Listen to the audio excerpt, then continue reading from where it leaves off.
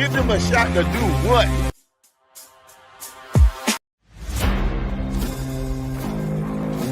Give them a shot to do what?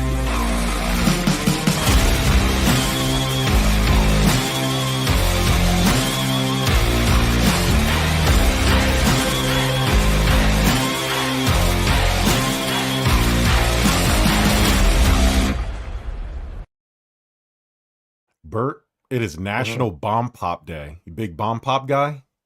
Love me a bomb pop. You know, there's like a liquid IV that makes a bomb pop flavor that we buy all the time because it's so good. I'm drinking a grape flavor now, but Ghost makes a bomb pop America pop flavor. It's a bomb pop. I'm liquid crack. Like you talk about liquid IV, liquid crack. And you know I am the energy drink. Like that's my drug of choice. So I mean, it's real bad. It's real bad. Like I can blind rank them. Like I can tell the differences, like the little nuances and all the. Do you have a favorite brand though? Is it Monster? No, my favorite brand right now is probably Ghost. Their flavor profile is the best. I will say the only Monster I really enjoy. They also have a red, white, and blue. It's like a blue raspberry. Actually, it is a bomb pop. I think a bomb pop, but it's like a red, white, and blue can. I think I forgot exactly what they call it, but it is a bomb pop type thing, and that one's really good. But I would say overall, Ghost right now is my number one brand because I think their flavors are the best. But like if I really need energy, like I'm like really feeling it, I got it. Bang still has to me like the one that works. Like Bang works for me every time. Like that's the one that like if I don't eat, that's the only one I feel. So I know it works because it's like that's the only one that'll keep me up. The problem is I only like 2 or 3 flavors of Bang, and with Ghost I like pretty much all of them. I think there's only one flavor I don't like, and that's tropical mango, but I could go for it. And then the Welch's Grape Ghost is the best energy drink out, period, in any brand. So but I usually try them all, man. There's one that there was a company called Rise, a supplement company called Rise that's been coming out, and unfortunately they have a Kool-Aid flavor, Bird. I hate to say it, and I went to go grab it, and I said, you know what, that's what they want me to do, and you know what, I'm gonna do it. It's weird.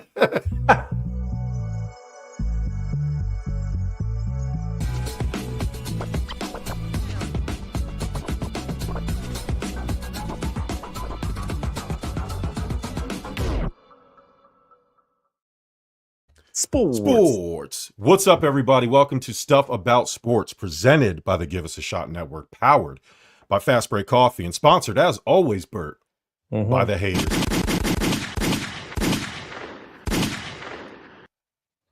Shout out to y'all. Shout out to all the first timers, last timers, long timers. Please like, share, subscribe, comment. Do any one of those things. If you don't, I am inclined to believe you are a hater, and I hope you catch a flight on your way home from work with no air conditioning in your car. Bert, what's up, man? Jesus, man. Hey, what's going on? How's everything? How was your Father's Day? Father's Day was good. I had a pretty good Father's Day. I came home off shift. I opened the fridge to a whole case of no, you know what? We're not sponsored by them, but a whole case of my favorite energy drink. And that was nice. And then I got me a nice little father, like it says dad keychain that has little circle pictures of me and each of one of my kids, like separate little dangly things on there. So that was pretty cool. And then I got a koozie that has like music. It plays the Rocky theme song because it says number one dad and it has the Rocky theme song. So I awesome. Annoyed all my coworkers all day after Father's Day. Just pressing the shit out of it all day. any room I walked in, I would just press it. So that was cool. How about you?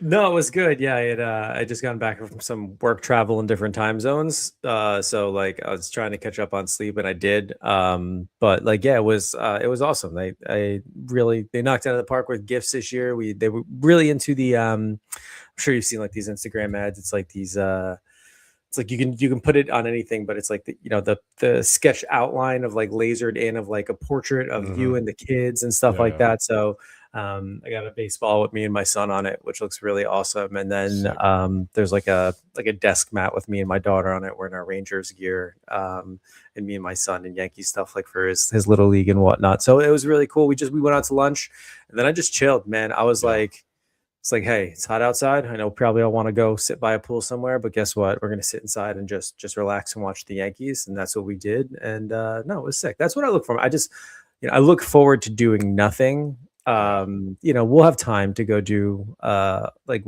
adventurous stuff. Don't get me wrong, but on Father's Day, every year it's the same thing. What do you want to do? I don't want to do a damn thing. I want to sit home and just chill. I don't care. We can watch a Marvel movie marathon, or we can watch the Yankees. We can watch any sporting event that comes on. But the point is, I don't want to move. Like, I just want to chill.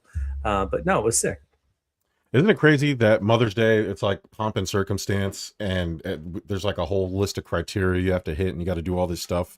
And for Father's Day, it's like we just want less. We don't want anything. Just quiet time, peace. So that's the funny thing. I mean, in all fairness to my wife, it's exactly what she requested for Mother's Day too. She was Awesome. like, I want you all to not bother me and go away. And I was like, we can do that actually. We can get out of your hair. W wife right there. What is Bert's shirt is the first question. This is so about 2 weeks ago, I went to a concert. Pop punk band, Yellow Card of Newfound Glory. This is a Newfound Glory t-shirt, but themed after NWO. Sweet. Love it. Look at that. So I know. So what Mike probably saw was just like, is he wearing an NWO shirt? Similar. Yeah. I saw it. I was like, I need this. And concert t-shirts, it's like, am I going to wear it once? Is it going to wash weird? And I was like, even if it washes weird, you know what I can do? Cut the sleeves off, make it a gym shirt. Yeah. It looks NWO style. So why not, There's nothing like a good gym / like Saturday shirt. Like I have a ever since I was a kid, like I just like Saturday shirts. Like it's just the shirt of me, just whatever chore I'm doing, running around. I wear it my wife gets sick. Like I've gone through a couple where she's like, you have to throw that away now. Like I was like, nah, it has holes, the pits are rotted out. I was like, no, like this is my uniform of the day. Like I got underwear like that too. I got underwear. Yeah, me too. There's a couple holes in there, but I'm like, you know what? This is my off day underwear. That's what it is. I have underwears that are basically mini skirts now. There's just no bottom. I just wrap it around my waist and I just keep it going. Bottomless underwear. Bottomless underwear. Like I'm free balling in underwear still somehow together. Or like they're somehow chaps. There's nothing underneath it in the back. It's just the front. That's whenever Ashley's away. Those are the ones I just wear around the house. Just let them breathe. That's a Fugly site. And speaking of Fugly, let's go over this week's good, bad, and Fugly. He says the shirt smells like mayo. Yeah, all right. That's funny. That is funny. All right, Bert, what do you got this week for your good? Let's dive into it. NBA, NHL playoffs are over, so now we're diving headfirst into World Cup fever. This good, don't have to look far for it. Messi breaks the World Cup goals record now with 18 in what is undoubtedly his last World Cup, a huge feat in itself. And honestly, I had a friend who was there and saw it live, and he said it was the coolest thing he's ever experienced. And, look, for a guy like that who just has this aura around him in his sport, to do it on the world stage is incredible. So it's got to get my good for the week. Me and you were simpatico. That was mine too. For people who don't watch soccer like me, casuals, like I had to figure out, like I knew this was a big deal. First off, shout out to Messi for representing people our age. I think he's 39 now. He might be 38, somewhere around there. Feels like he's been doing it forever. Like I feel old watching him, but then I also feel young because he's still doing it at a high level. So whenever they mention his age, I'm like, oh. Yeah. Well, that's the problem. These fucking kids out here. Man, this fucking AARP Lionel Messi playing soccer. I'm like, well, hold on, slow down, everybody. Relax. You son of a bitch. I mean, like, this is the equivalent of a guy qualifying for Medicare. It just doesn't happen these days. It's like a 26-year-old running back. Like it's not good. No, it doesn't happen. So to walk on the biggest stage and score every single one of the team's goals and drag them into this thing, 5 goals in 2 games. So it's ridiculous considering they play for an hour and a half and the score's 1-0 and this guy's just out here scoring.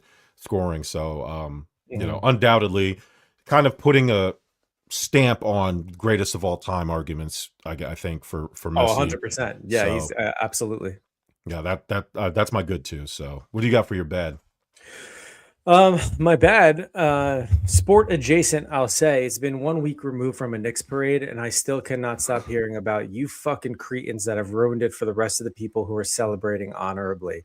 Can we go one day without getting a news story about someone who did something so fucking stupid while celebrating the team that they were rooting for's championship?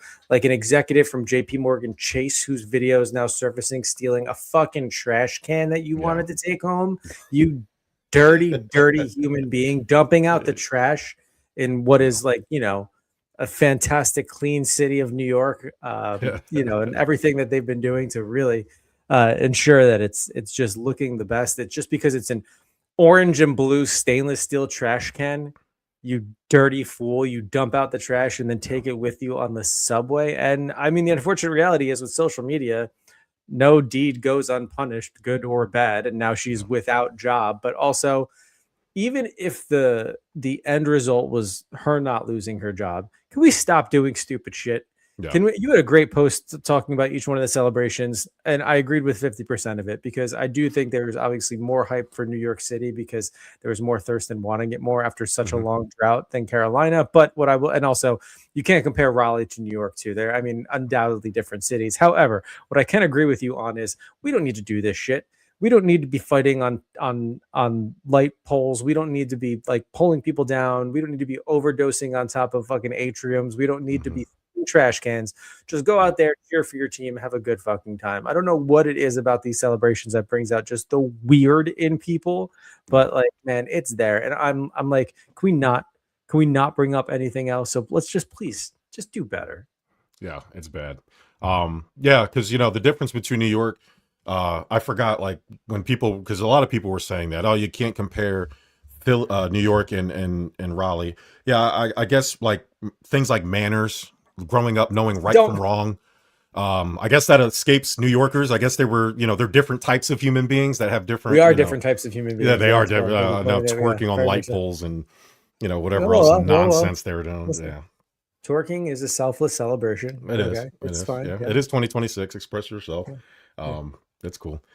My bad, Bert, is the attempted murder of Caitlin Clark on the WNBA court. My God, she's getting abused every night.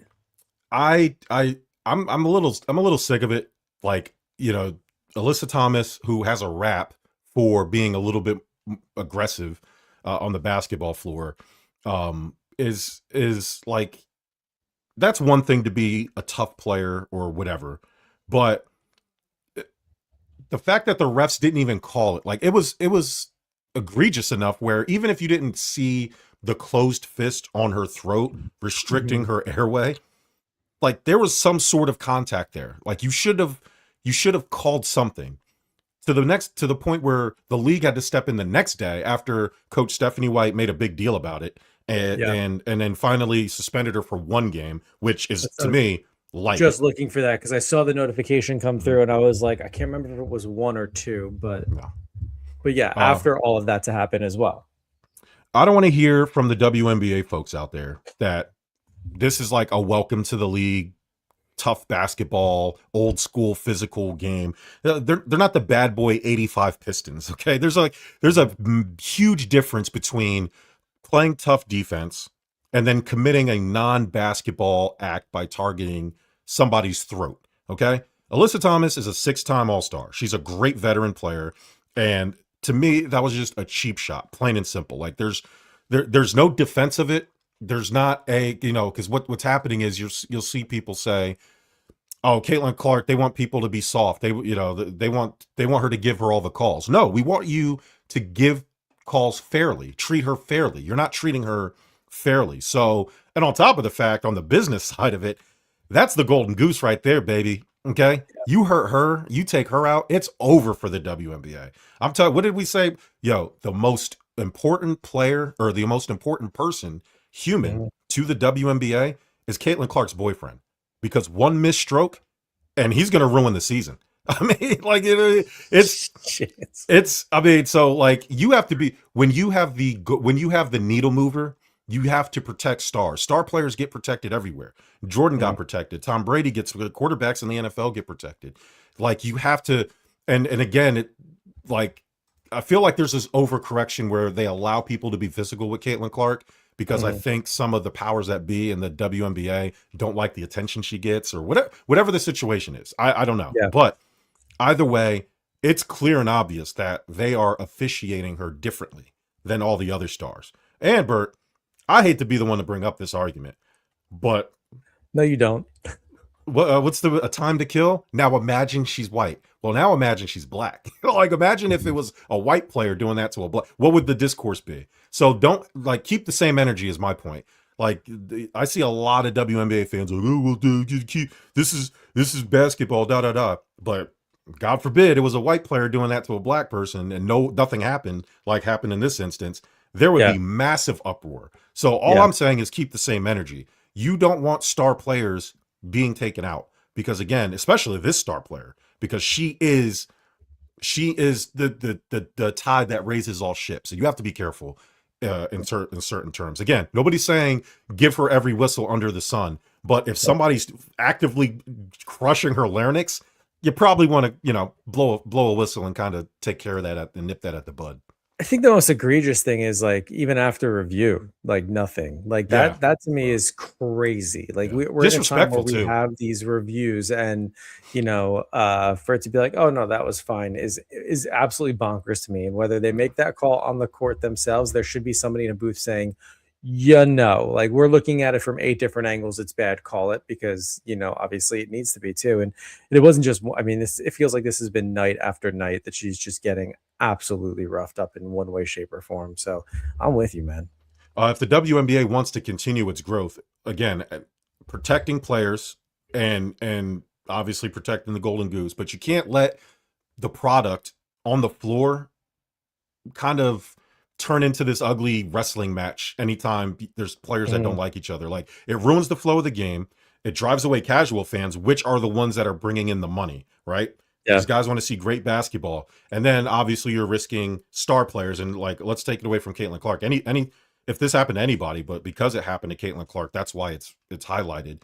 And to me, it's just like you said, it's egregious because they saw it on replay and didn't do anything. To me, that's disrespectful. And the league did do the right thing by suspending Thomas. But the overall culture around how they officiate these types of calls in all these games needs to change. Because like they have momentum. The WNBA is growing, but you keep doing bullshit like this, that momentum might stop. So what's your fugly this week? Man, I'm keeping it in the world of hockey right now, and selfishly as a homer to the New York Rangers. And look, we know free agency is here, trades are going off left and right too. I think the biggest thing that gets me as a Ranger fan specifically is just coming to terms with the fact that as long as Chris Drury is our manager or our GM, there is not going to be any needle moving of star names, coming to New York City. And there's 2 clear examples of this, in both by way of Dylan Larkin and Brady Tkachuk, both of which have a no move clause in their contract, have submitted teams that they are willing to go to who they feel as though one, they want to move to for whatever reason, but also, you find that usually they're the teams that are closer to winning championships, right? We'll say the Florida Panthers, we'll say Vegas, we'll say Colorado, so on and so forth. Minnesota, you can throw that out there as well. Neither of these gentlemen put New York on their list of teams to go to. Could this be because they want to go to states that are more friendly from a tax standpoint, like Brady Tkachuk wanting to go play with his brother in the state of Florida, not tax as much as the state of New York? Also, Florida, and regardless of them missing the playoffs this past year, with a healthy team, will be a powerhouse now in the East to help challenge the Hurricanes and trying to repeat. And we'll talk about that a little bit later. But, and the fact that Larkin didn't put it, Brady Tkachuk didn't put it, I'm waiting for other things to happen where it's like people just don't want to actively go to New York right now. And why? Because for 2 reasons. One, and I think as a Ranger fan, we have to accept the fact that we're not as close as we think we are. And regardless of what 2 seasons brought us with an Eastern Conference final appearance, like we are not there anymore. This is the shell of the team that was. We are likely to see some of our stars yet again traded, and Vincent Trocheck, which I know a lot of the fan base is happy for. I'm indifferent about because I still think he's got a lot of great New York hockey left in him. But this is our reality right now. We, I think, should enter the mindset that we are officially in a rebuild. And why this is fugly, because it's a tough pill to swallow, man. When you're that close 2 years ago and you see a team absolutely have life in the fact of we have a new coach, absolutely abysmal season this past year. Keandre Miller, who was on Carolina last year, found success in lifting a Stanley Cup. It just seems like we watch all these young, fantastic players that don't work out in New York, go elsewhere, have success immediately. And it's the same old core of Rangers that are there, just kind of in the background, like, all right, well, guess we might wait another 54 fucking years before the next one gets hoisted in New York. But yeah, I mean, it's my fugly. I only because I would really hope that our general manager decides to kick it into gear and actually make moves. Or alternatively, man, like if he comes up with another dud off season, something he's got to go. We can't keep doing this. And as much as James Dolan might be rearing from a Knicks championship, it'd be nice if he had two teams underneath him that both had championships in the near future too. So I would hope he'd immediately turn his attention to what's happening on the ice in his house just as much as it's on the court too. Bert, let's keep it in New York because my fugly is the New York Mets. Let me tell you something. Oh yeah. If you want to see a masterclass on how to burn and waste $1 billion and get absolutely nothing for it, look no further than Citi Field. It's like, the Mets should change their logo to a garbage can because they're fucking trash. That's how bad it is. An orange and blue one. An orange and blue one. They get the one that the one that woman just saw. Yeah, holy shit, man! Like they're losing right now to the Cubs. We're swept at home. Damn, you know what I mean? Like it's not. Yeah. And again, I don't mind losing. I've been saying this. It matters how we lose. Like we gave up 9 runs on Tuesday, then played a doubleheader on Wednesday and gave up 10 runs in both games. 10. Like giving up double-digit runs like that is like, that's like little league, man. Like it's bad. Like it's bad enough you go to Cincinnati, you get blasted. What was it, 12-0, whatever the fuck it was. I think you gave up 15 total runs in the Philly series. Like I never want to see send Kodai Senga back to Japan or wherever he's from. Like I'm done with him. I don't want to see any more Japanese pitchers in New York. I'm tired of that. I'm tired of we just traded David Peterson to the Cubs, and you know what's going to happen? He's going to be fucking lights out. Watch what happens. He's going to be sick for some dude who's not going to play for the Mets for like 5 years. Like I just what is happening? You know what the problem is, Bert? This job is too big for Dave Stearns. This ain't Milwaukee, buddy. Okay. The spotlight is too bright. The stage is too large. That little small market bullshit that nobody was paying attention to before, you were able to get away with this nonsense. But the fact that it's the New York Mets, the only player, ironically, is our guy, Juan Soto. He's the only one playing well. Bo Bichette has been, when he's good, he's been really good in spurts, but not nearly as consistent enough. We're 34-46, Bert. Yeah. That's bad. That's real bad. Yeah. It's bad. It's bad for one of the highest payrolls in baseball. Yeah. We're 15 games back in the East. Like it sucks to look in our own division. You have the Braves and the Phillies playing actual professional baseball. And then we got this circus here. So, the game that we were up, I believe we were up 5-2 or 5-3. We had 6 errors in a single game, like 6, and gave up the game. So we can roll out Juan Soto hitting 301 all we want, but our defense looks bad, pitching looks bad. Like it's embarrassing. It's really embarrassing. So Steve Cohen can have all the money you want in the world and buy the best players in the world, but when you don't play fundamentally sound baseball, you're not going to win any games.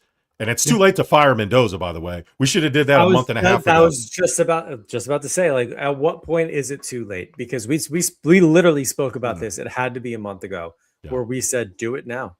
Yeah. Do it now. And for the same thing, these little dumb mistakes that the clubhouse keeps making, and you're like, you need a sacrificial lamb. Yeah. You need, and who's a better one to point at than the manager, than the coach? Go ahead and do it. You cannot have your guys out there on the field making dumb errors like that and continue to have a job. So is it too late? I mean, does he make it past the All-Star break, or are they going to let him ride out this season? And if they do let him ride out the season, like why? Yeah. Why? It's too late for this season. It's too late for this season. Like the Phillies did it. We said it as soon as the Phillies did it and brought in Don. We said, this is do it, man. Like there's nothing to wait for. We know what this is. Like it's over. Like I don't know, man. I'm very frustrated. I don't understand how they can walk out there every single night and put out this product. They're gonna blame Lindor missing 50 games. They're gonna blame a lot of things. Like the Mets are a fucking disaster, and I'm sick of it, man. Like we need to clean house. I'm cool with keeping the roster. I think the talent is there. I think we have talented players on paper, but we're not being managed properly. Like and we have to fix that pitching. Like you have all that money, go get some pitchers. Enough of this stuff. Like how do you have unlimited money and then penny pinch at the most important thing that we need, which is fucking pitching? The same thing I've been crying about for 3 years. Why. You said what? Saving for a casino. That's why. Saving for a casino. You know what would help you make more money for the casino, Steve Cohen? Having a good fucking baseball team. Yeah. Putting a product out there that wins so you can get more sponsorships, more endorsements, and more paying fans to come to the games. Like that would help your fucking casino. God dang, I'm sick of them. I'm sick of this team. I'm tired of it. Anyway.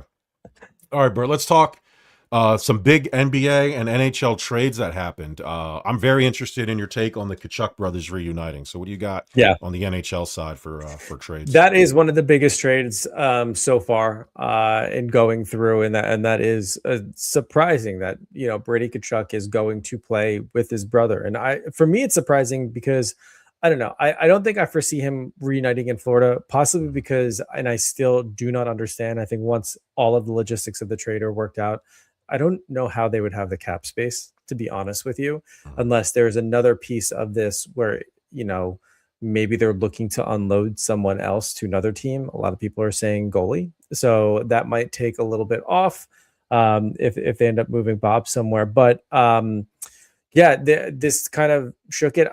No love lost in Ottawa, by the way. I think the fan base might be a bit hurt by it, but there's a lot of rumors coming out of the locker room saying that he just wasn't the best locker room guy there. We know that the two of them are, a bit abrasive. They are who they are, and they're unapologetic about it, which I appreciate to a certain extent too. But I think what really helped form this is the Olympics, to be honest with you. And playing together side by side in both, the four nations face off last year, but going into a deep Olympic run this year. I think it sparked wanting this to happen. And the only thing holding it back was his contract. So he had to get, the Senators to agree to it, and he had to waive which teams he was going for. I think they're getting him as a steal. I mean, it's like a couple of first rounds and like a second round too. I was a little bit annoyed by that. I would have expected them to give up a little bit more. But overall, I mean, this is going to ensure that Florida remains a top contender in the East, provided everybody is healthy. And we've said this time, like a bunch of times, a couple of months ago, the only reason why they ended up missing the playoffs is because, they had 3 or 4 top guys that were like literally never healthy, always injured, couldn't get a well-formed team together this year, but they'll be back with a vengeance next year, no doubt about it. But that is the biggest one to date. There have been some small moves here and there. Nothing really that I've been eyeing as like major. I'm waiting for some larger names to move. Overall, there's some trades within Buffalo going on too, sending some people to Chicago. But this Brady Tkachuk thing is insane. And I referenced the Olympics. There's like this, I guess I'll call it a rumor, if you will, but it's like, since you had this tight-knit group of individuals together, like Dylan Larkin was on that team, Brady Tkachuk, Matthew Tkachuk, there's speculation out there that after playing together, a lot of these guys are playing an integral role in trying to recruit some of them to their home teams in the NHL. So, a lot of people were looking to like Vincent Trocheck and JT Miller in New York to try to convince maybe Brady Tkachuk to come to New York or Larkin to come to New York and so on. But hey, in the end, going to Florida where it is obviously playing with his brother, it's what he wants to do, but also more room for more money in his pocket with the tax break. And we talk about this in every single sport too. Some athletes will opt to go to, teams in Texas, in Florida, where there is less taxes they have to pay, and therefore their salary goes farther. So that's what it is. It's going to be really interesting to see. It'll be interesting to see how, I think Paul Maurice runs a tight ship from a coaching and locker room standpoint. So it'll be interesting to see how he assimilates in a locker room like that, where he's no longer a leader, right? But yeah, that's absolutely huge. It will be entertaining. I can't remember the last time, aside from the Sindine brothers, I don't know when the last time we've seen brothers play on the same team and potentially the same lines too. Yeah, it's that. I mean, they got what they wanted. We'll see how it goes for Yeah. them. In the NBA, Bert, there's been two really big trades. Talked about it earlier. Giannis taking his talents to South Beach. Miami finally panicked and pulled the trigger, trading Giannis Antetokounmpo to Miami. Pat Riley did it again. He smelled blood in the water. Waited for the Bucks to kind of get shaky knees, and struck a deal right before the draft. So the Bucks are getting Tyler Hero, Jaime Jaquez Jr., Khalil Ware, Kasparas Uganis, and three first round picks. And then including the 13th pick in this year's draft, which I forgot who they took, but you know, Milwaukee waited too long and got a pile of good pieces, not great, but for a two-time MVP, you probably could have got a bit more. However, they're able to get young, good talent and then assets to build in the future, which is better than what they would have had if they strung this thing out with Giannis, which they would have ended up getting nothing if they allowed him to walk away in free agency. I believe he had 2 years left on his deal. You also don't want just that kind of uncertainty that he's been bringing. A lot of questions if he was really as hurt as he said he was this past year, sitting out a bunch of games. I don't know, but Miami got better, and that's cool. Good for them. Pairing Giannis and Bam Adebayo in the front court is going to be good. That defense is going to be amazing. However, they gave up a lot of shooting and a lot of depth, and Pat Riley knows how to fill out a roster. I'm sure they'll bring in a bunch of veterans, and I'm sure there'll be a bunch of players that are willing to take a little bit of a discount to play with Giannis, but it's a lot to give up for a player, man, especially a player that's, I'm not going to say past his prime, but he's closer to past his prime than closer to in his prime. I'll put it like that. Like, it's just injury history and things like that, and age and but it's Giannis. You take swings. It's cool. I get it. The other one, I was kind of shocked. LaMelo Ball getting traded to Minnesota. Giving up Naz Reid and 3 pick swaps and 3 second rounders to Charlotte for LaMelo Ball and Josh Green. So pairing LaMelo up with Anthony Edwards is, I mean, it's going to be nice. LaMelo was averaging 20 points, 7 assists. He had hit like almost 300 3-pointers in about 70-ish games. So, the problem is they gave up a lot of length. They gave up defense. So it seems like they're just going to try to outscore people. It helps Anthony Edwards because now there's another player that can command double teams, which they didn't have. That was their problem in the playoffs. Like, once they locked down Anthony Edwards, nobody could create their own shot. Not only do you have a player that can create its own shot, you have to respect everywhere because he can get to the basket and he can shoot his ass off. So, good luck trying to pick which one you're going to double team because the other one's going to make you pay for it. So, the question is Rudy Gobert enough? I think they also drafted a young guard they draft. They have a lot of guards, so I'm not exactly sure who's going to play defense besides Rudy Gobert. It's fine. They're going to be a little small, but hey, they're trying something different. Anthony Edwards is quickly being frustrated.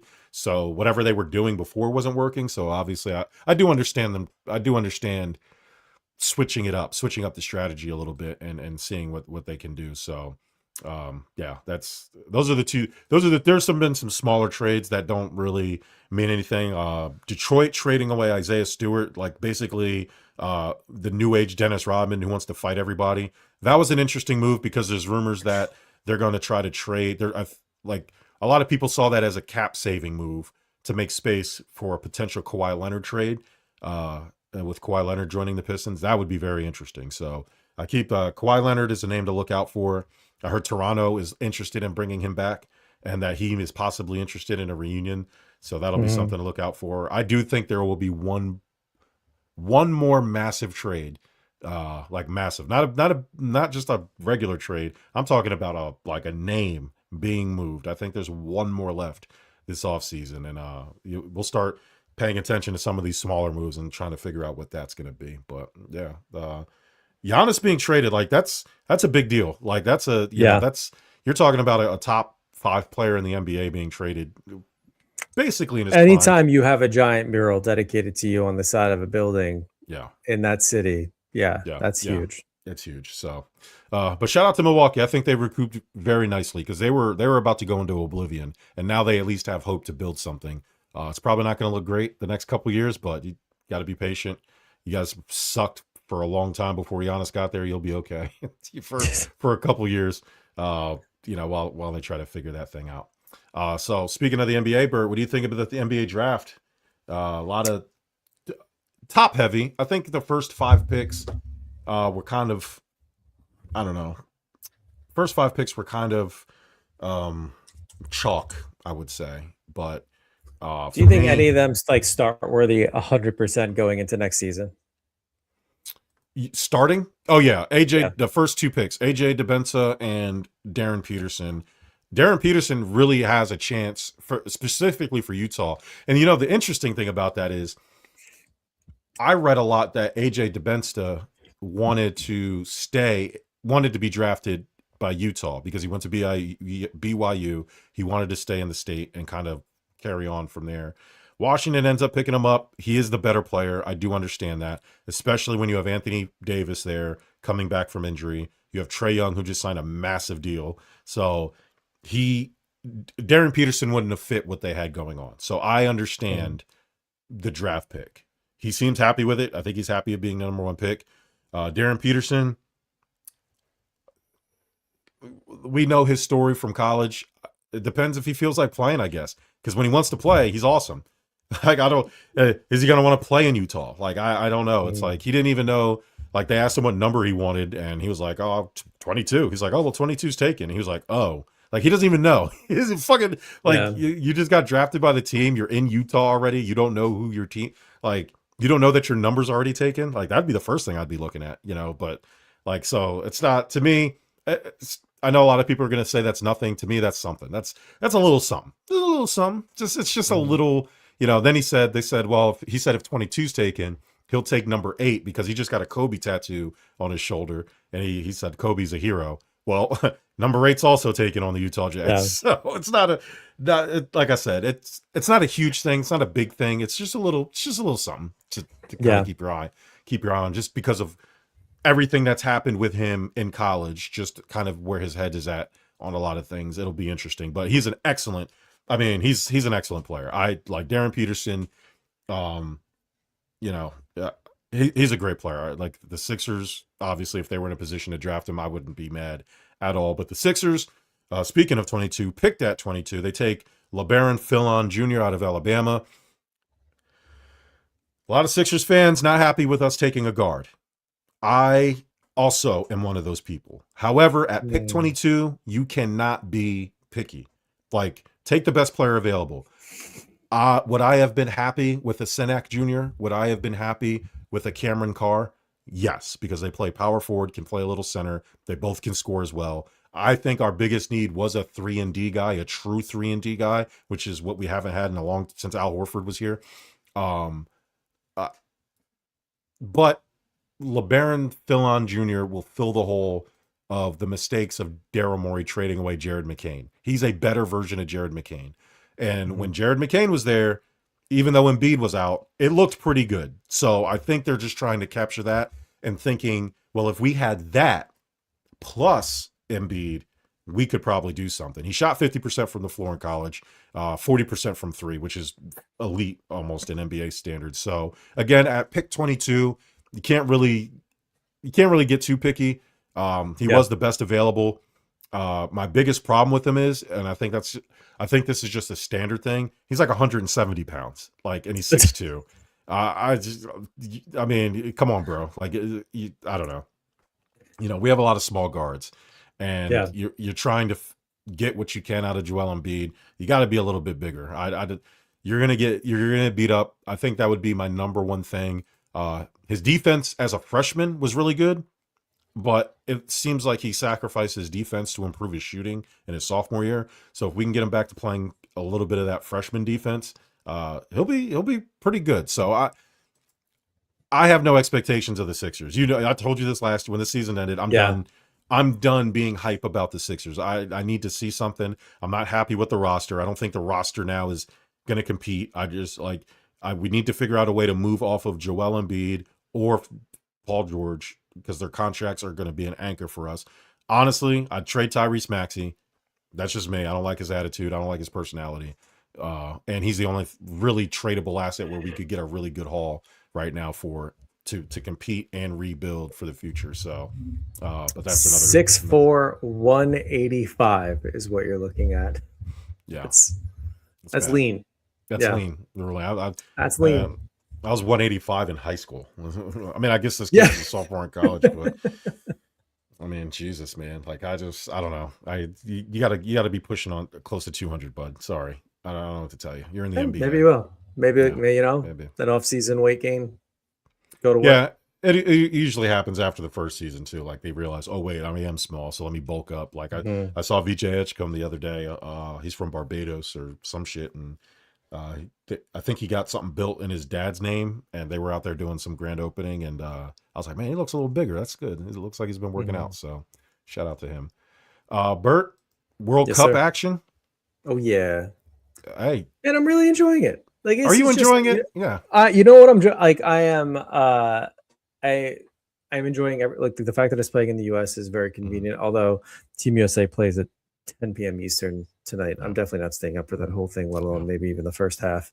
But yeah, I mean, having it within this time zone, I know. Hey, listen. Sorry if anybody's listening from Europe or elsewhere. We know it sucks for you. We're sorry. It's hosted here, but they kind of know how we feel when it's hosted elsewhere too, and we're trying to watch it. And we're not, as a country, I think it's safe to say we are not a football country. Don't get me wrong. I'm all things patriotic. I will 100% watch this sport in the World Cup. I am trying to do better by watching more Premier League too. I'm finding myself really enjoying just watching this all around. I am enjoying seeing so many individuals travel from their countries into the U.S. to help support their team here. I'm also enjoying the fact that we're all behaving, there are more reports every NFL Sunday of people getting into fights than there have been. I haven't heard any ruckusing or soccer hooliganisms or anything like that going on for the World Cup, but they must not it's been be exciting from New York. to watch, man. They're probably not. Despite the fact that some of which has been played in MetLife, no, they're not. They're not from New York. But no, man, it's cool to see. It's cool to watch. It's cool to have Team USA advance to the round of 32. And hopefully they'll continue to advance beyond that. But dude, I don't know, man. I'm just finding it super, super exciting. I really am.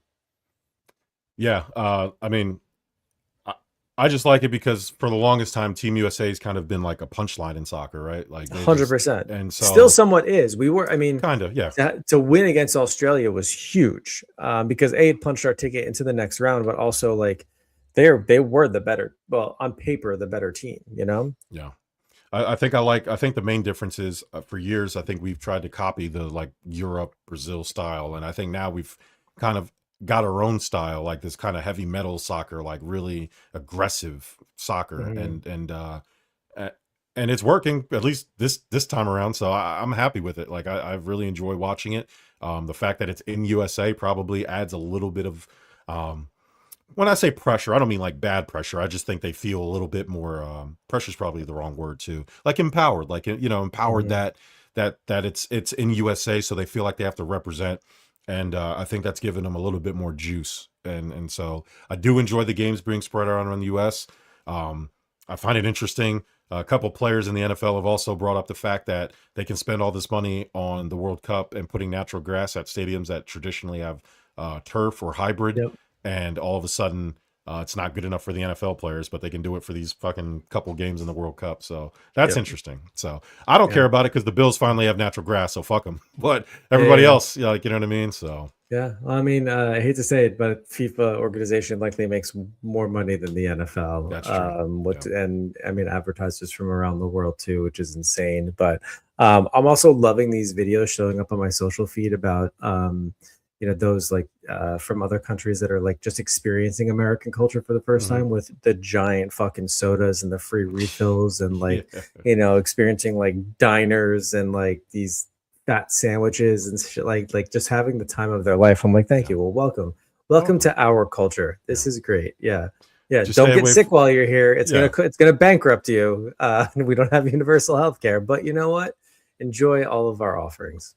Stay away from fish fillet sandwiches at McDonald's in New York City. Oh, That'll be yeah. okay. Yeah, you'll be No, fine. yeah, don't do that. Speaking of New York City, Bert, Yeah. we got a couple Ooh. champions, brand new champions in Yep. the world of sports. Yep. Surprising champions too, not the traditional names. And when you come to these championships, so you have the New York Knicks, you have the Carolina Yep. Hurricanes, you have the Seattle Seahawks.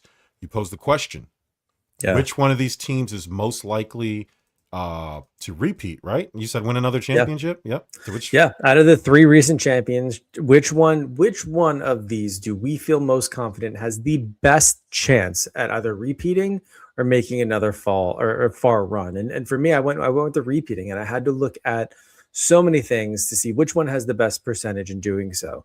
And for me, the Hurricanes remained on top. They did. And I know, look, you can make an argument for both Seattle as well as the Knicks too. But I think when I look at the fact that the Canes have always been in this top conversation, they always go far in the playoffs. They have established a core still in its prime. Obviously, Jordan Stahl being one of the older captains in the league, he has the trophy. You don't know if he's going to step down and retire like his brothers have in years past. If that's the case, I still think their core as a hockey team is intact. Someone else will step up for the leadership role. Rod has built one of the most consistent systems over the past, I'll say, 6 years. I know before this season, it's been frustrating to taste it and not actually, either make it to the finals or win the Stanley Cup. But now that they've proved that, I think if they stay the course, much like Florida did after they won their first cup a couple of years ago, the Hurricanes are in the best position to do so. They have a phenomenal defensive structure. Their penalty kill is insane. The championship alone wasn't necessarily built just on, it wasn't an imbalance built on just solely shooting and offensive power, but truly just organizational structure on both ends of the ice. And the stability is what's going to take them there again. And again, we're talking barring any injury, right? And also seeing if there's any power imbalances after the free agency shakes things up too. But as it stands right now, they have the highest probability. The only thing that I was thinking about was all right, well, this Brady Tkachuk deal, if it puts more power in Florida, if everybody's healthy, are they the biggest ones to contend with Carolina? Yes, 100% from an Eastern standpoint. But I mean, on paper, I still think Carolina is going to be able to hold their ground. We know they have consistent goaltending, and 2 of which they can call on that are just awesome. So I still think even at Florida's 100% health, the Hurricanes can still outperform them and make it back and even win. The NFL to me, and look, I'm not saying it's easier in the NHL because it's not. Same thing with the NBA. Anytime you get 7-game series and it goes deep, the playoff runs do, I do think the NFL is probably the most easiest one to repeat if we're talking these 3 sports. But injuries in the NFL are probably, in my opinion, definitely more substantial. So, and it can change the course so quickly. So one injury to one player can actually offset an entire team's regular season, whereas there's a little bit more depth in the NBA and the NHL. So the Seahawks, can they do it again? Yeah, we know that they have a franchise quarterback now. We know that their re-signings of their offensive weapons too. The NFC is a little less top heavy than the AFC entering into 2026, but overall, I do think with the single elimination factor in their playoff scheme, I can't confidently say that they have the most, chances to repeat.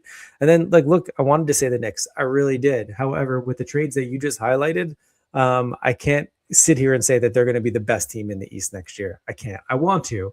Yeah. And it's not to say that they're not going to be competitive. They are. But overall, when looking at these 3, I had to go with the Canes.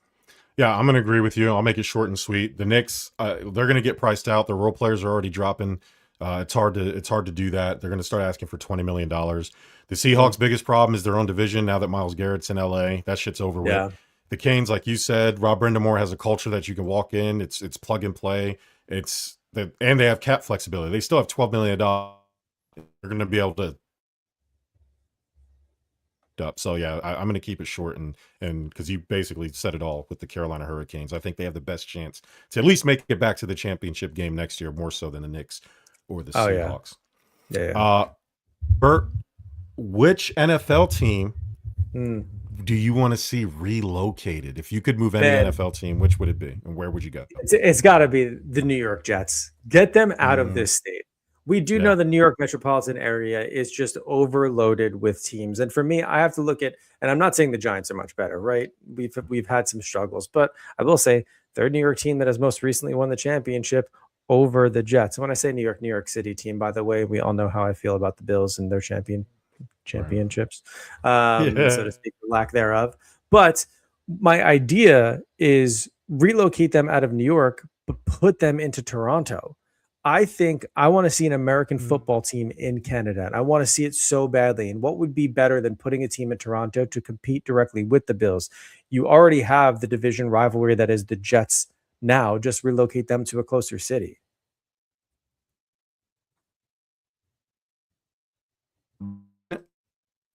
What do you-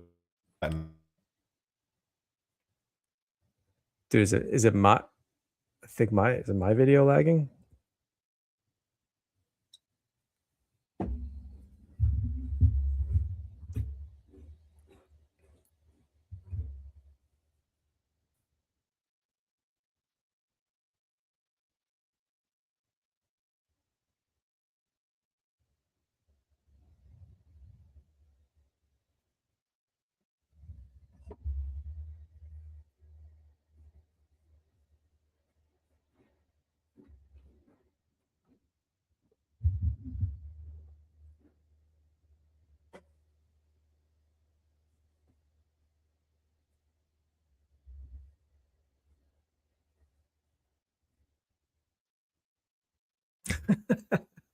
All right. Well, I think this is probably a good way to dismount. As from some of you can see, I think we lost Germ. He said he's having some connection issues as of right now, and that appeared to completely go out.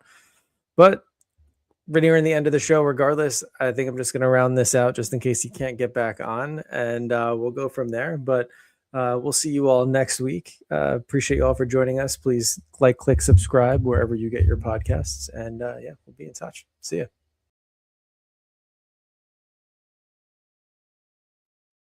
And we're live again. It's crazy.